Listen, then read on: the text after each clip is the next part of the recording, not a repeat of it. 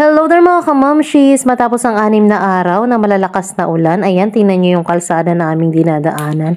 So, nag-decide kami na pumunta na ng dagat ngayon. So, ito yung daanan namin papuntang dagat. So, medyo maputik siya dahil nga sa malalakas na pag-ulan. So, excited na kami na dalhin ulit si Akila sa dagat kasi ito talaga yung pinaka-favorite niya. Kaya nga, sasamantalahin namin ng pagkakataon na nandito kami sa Bicol para makapaglaro siya sa dagat. Ayan nga, so nung makita niya na ang dagat, super excited siya, lumubog agad. Ang mga batang may ASD nga ay napakadaming sensory issues. Ang tubig ay isa sa mga nakapagbibigay sa kanila ng soothing and calming effect. Ayan, so medyo nare-relax sila at nagkakaroon sila ng happiness kapag sila ay nasa tubig.